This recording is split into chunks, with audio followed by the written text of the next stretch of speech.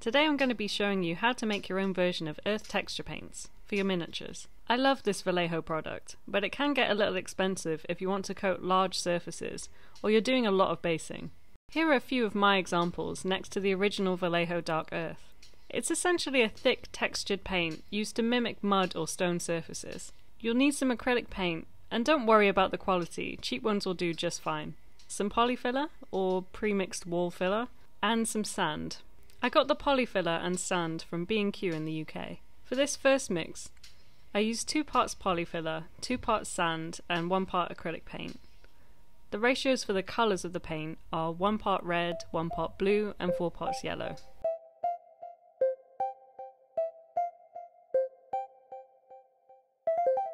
Another tip is to use a Pringles lid for your 3-inch bases, like I've done here. Before I show you what they're like dry, I'm going to move on to the second mix.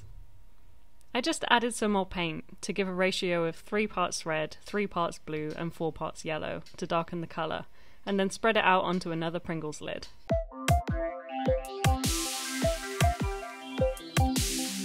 The third mix is slightly different because I'm using salt instead of sand.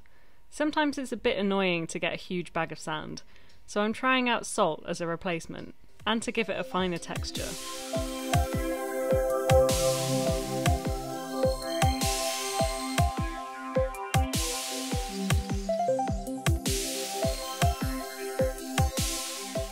So here's the 3 mixes wet.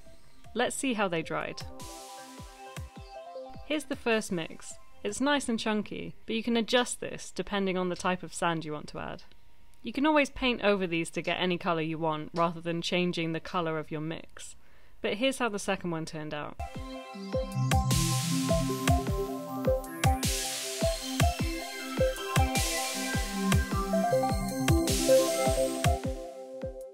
And here's the final smoother mix.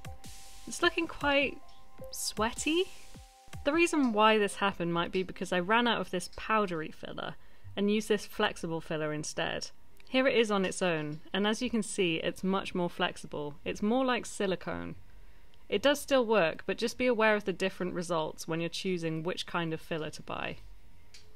I think both of them have their uses, and there's such a range of texture you'll be able to get from mixing your own paints. If you're wondering what to use this kind of texture on, check out my video on making a showcase terrain piece for my Nighthaunt army. I'll link it below. I hope you found this video useful. Give me a like if you liked it. Let me know what kinds of things you've been using to make your own texture paints in the comments below, and subscribe for more miniature painting tips. That's all for now. See you next time. Bye!